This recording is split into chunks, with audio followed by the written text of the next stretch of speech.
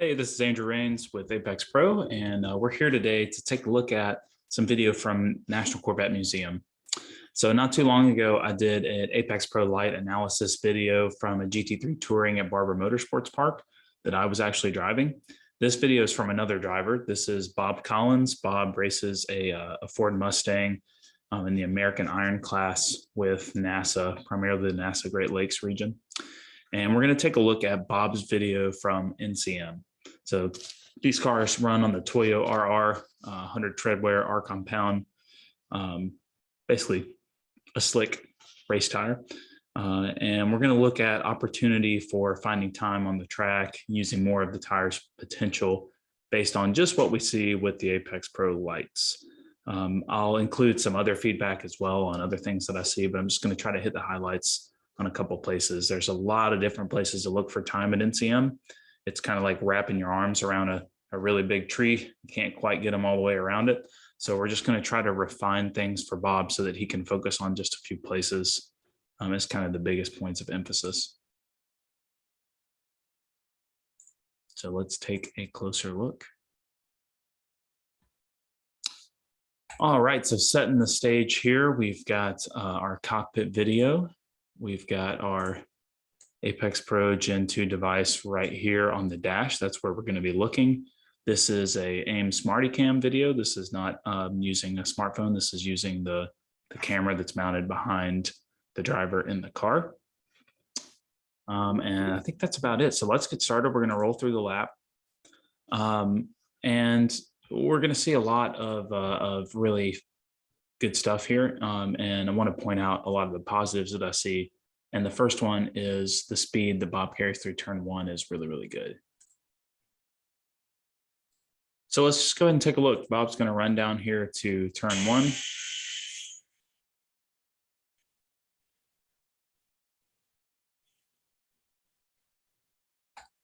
Turn one at NCM is pretty high speed. We're going to use all of the curb on the right side of the road. He's going to put all four tires up on it. Watch this mile per hour number here in the bottom left. It looks pretty good. If you watch the Apex Pro lights, you're going to see them be mostly green. Beautiful. Now there's a little bit of extra speed and grip we could utilize here between 1A and 1B. But for the most part of all the places I've already looked on the lap, I would say that looks pretty good. Using all the track. Bob's got some good hustle. You'll see his hands move a lot, working hard. A little bit of tire smoke there, so we got a little bit of a lockup. So this corner at NCM here is really easy to charge. Turn three, it's really easy to go down in there, brake too late, car without ABS. It's pretty common to get a lockup because the hill kind of falls down towards the apex as well. The track kind of falls away. So if you keep watching Bob's video, he fixes it the next lap. So he knew he's going in there trying to find some time and just goes a little too late, a little too hard on the brake pedal. Doesn't hurt him too bad. He still gets the car down to the apex, uses all the grip on the exit with the Apex Pro lights. Before we get too far, let's just remind everybody that's watching here, Apex Pro, the Apex Pro display represents the utilization of the car's potential. And that can be thought of as the tire's limit. So the red lights mean that you're not at the limit of traction, at the limit of grip. Green lights are your performance. So the delta between the green and the red lights is the opportunity that there's to go and find. So if you have all green lights from turn in to track out through a corner, then that's really not a place you need to focus on. That means you're using all the grip of the tire. Now the Apex Pro display is totally independent of where you place the car on the track. It's only showing you the grip utilization for where you currently are driving. So line adjustments, car position adjustments, using the extremities of the track, it's not going to guide you on that. What it's going to say is this, is the tire maximized here or not? And that's what my feedback is going to be based off of.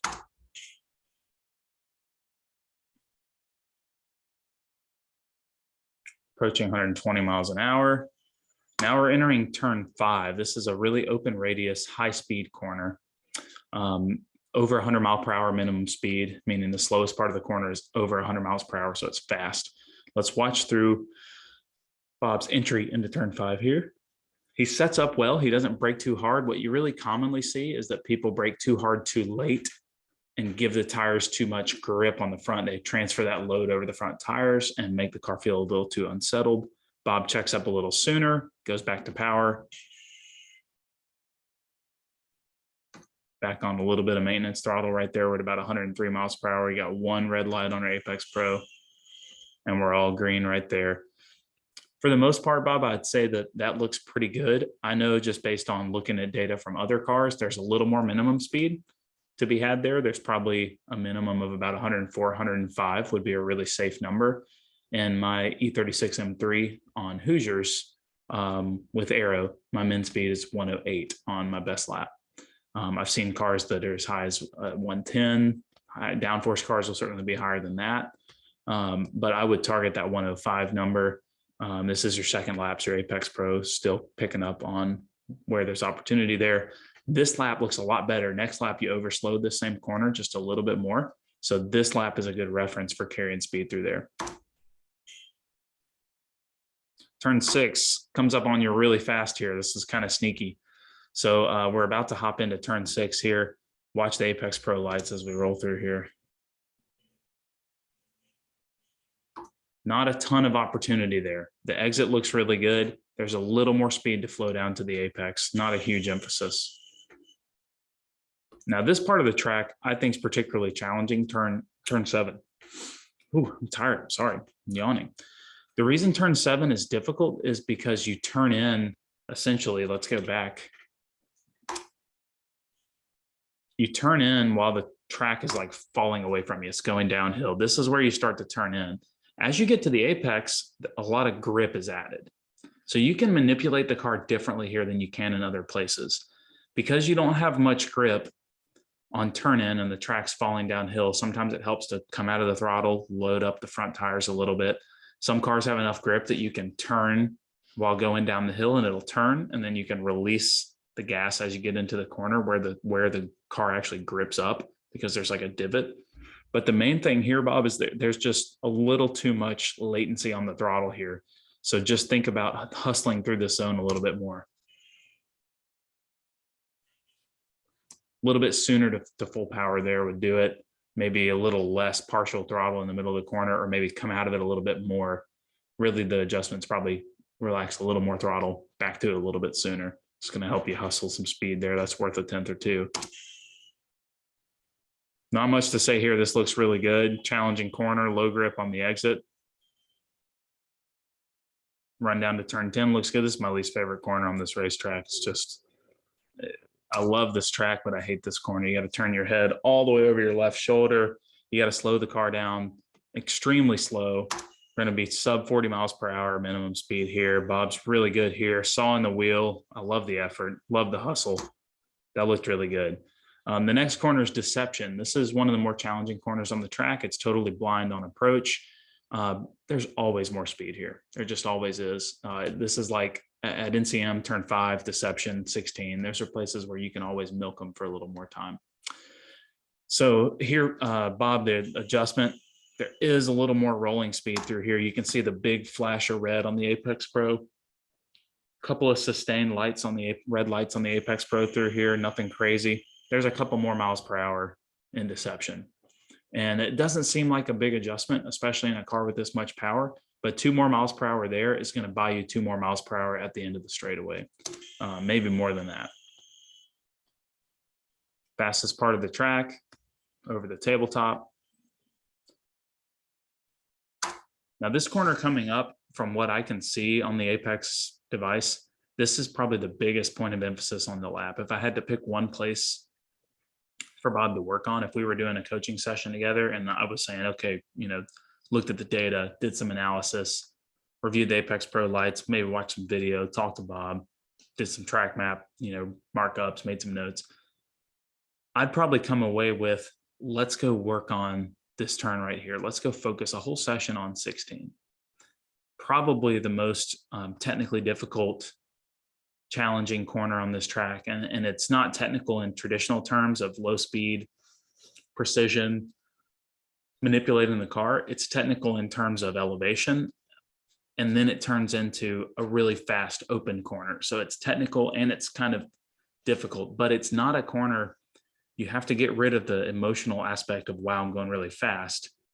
You have to be really precise and technically proficient here to go faster this corner. And there's just a good amount of rolling speed that Bob can carry through here based on what we see on the Apex Pro data that I've looked at, knowing that a minimum speed for this car should be well north, probably close to what it is in turn 5, about 5 to 7 miles per hour slower. We should be in the high 90s. About 95 miles per hour would be a good starting place for this corner. Let's watch it through once.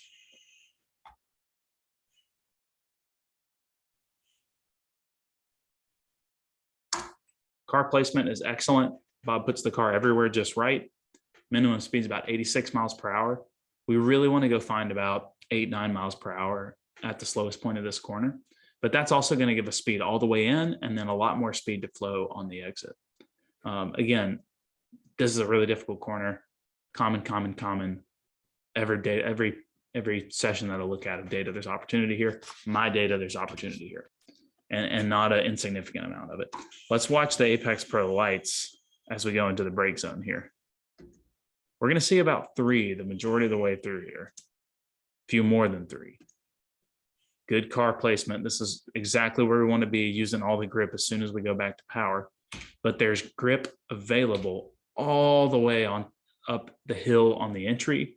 And then there's grip available rolling through the corner. So the adjustment here is to adjust to the level of steepness in the hill, recognize how quickly the car is going to slow down, especially with a car like a Mustang that's got a lot of frontal area. The car's going to slow down really fast.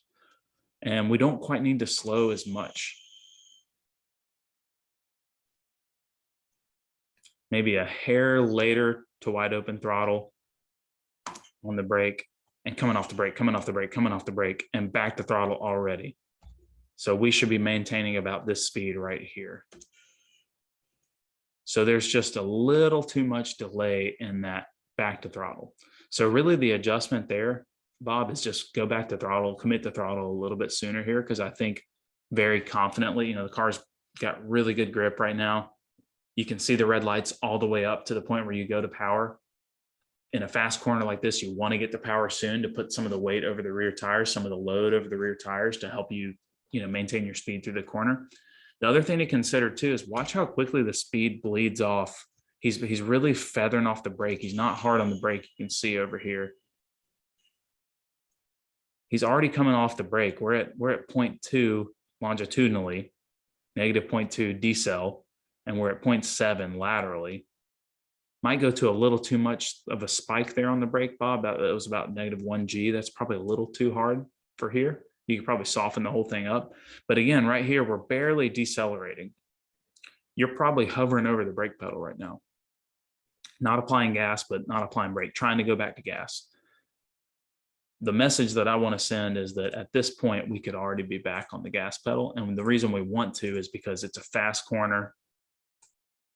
We've got, we're at 91 miles per hour, which I know in real time, you won't know this, but after looking at it, I know that there's more opportunity there for speed. We know there's probably 95 miles per hour. And the car will just take it. So that would be the big adjustment here, is just squeeze back to power sooner. If you want to dig deeper, the next thing might be to soften up the brake application a little bit, maybe even brake sooner if you have to, or try, taking it a little bit further, whatever seems to work for your brain, but might need a little less brake, a little less decel overall. But let's watch it one more time. And what you're going to notice here, if you watch the speedometer in the bottom left, is with a lot of steering input going uphill with a big car high in the RPM, there's a lot of things that slow the car down. That not even on the brakes, the car's going to slow down really quickly. Part of why we want to go back to throttle at high speed, yes, it's for load transfer to the back. That puts less load on the steering axle. That makes the car less tail happy and more stable. But it's also to counteract the effects of drag and the drive line and everything that's slowing the car down at high speeds. Because at high speed, coming off the gas pedal is like deploying the parachute. It slows the car down right away. So let's look through it one more time. A little too much brake, back to power, back to power, back to power. Before the car gets to Let's replay it to this point. Before the car gets parallel or right next to this grassy point right here, we really need to be back on the power and on the gas, on the gas, on the gas. That's going to keep our min speed up. That's going to stabilize the car.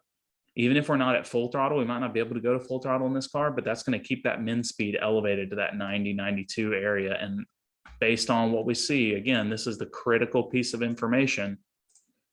The reason we know we can do that is because we've got green or we got red lights on the Apex Pro, a significant amount of them. We know that we can go back to power here. There's more grip that the tires, they have more grip than we're using. And if you want to dig a little deeper, because we have the video here, we're at 0.2 decel negative long G, 0.7 positive long G. Those together, our G sum is nowhere near the outside edge of our friction circle. All right, we're not quite where we need to be. And that's what Apex Pro is telling us. Also, that friction circle shape is a little different than normal because we're still going uphill right now. We have a little more grip in general because of the factors of the track. So that turn 16 is the point of emphasis. I would really look there. There's a lot of distance there. So carrying 3 or 4 miles an hour there can make a decent amount up on the time. In an essence of not rambling on too long with this video, I'm gonna not do the rest of the lap because NCM's got 24 corners and the things I already talked about were the most significant. What I saw through the next corner 17 and the subsequent section of sinkhole and the S's onto the front straightaway, it looked pretty good. There's some opportunity there, but it looked pretty good. And I really liked what I saw. So the big positives were rolling speed into turn 1 is really good. This lap, turn 5 was pretty solid. There's a little more speed, but it was really solid. Exit 7, 8 into 10, hard to knock anything on that section. That's really good. A little bit of improvement in deception. The biggest chunk of improvements in 16 in this particular video. I hope if you're watching this, you're getting some value out of seeing how I can dissect the Apex Pro lights. When you see those red lights and there is load in the car, whether it be longitudinal or lateral, that means there's potential. That means you can do something to get to the limit of the tire. Many times that is go to throttle sooner. Many times it's brake later. A lot of times it's roll out of the brake sooner, go back to power sooner in a faster corner. A lot of times it's, you're just overslowing the corner, stand on the brake too hard for too long, especially into slower corners.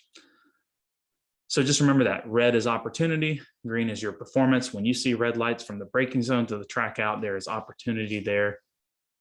Try to go find that, dissect that opportunity, come up with an action plan for yourself, watch this video again and see how I verbalize it, and go out and have some fun on the racetrack at your next event.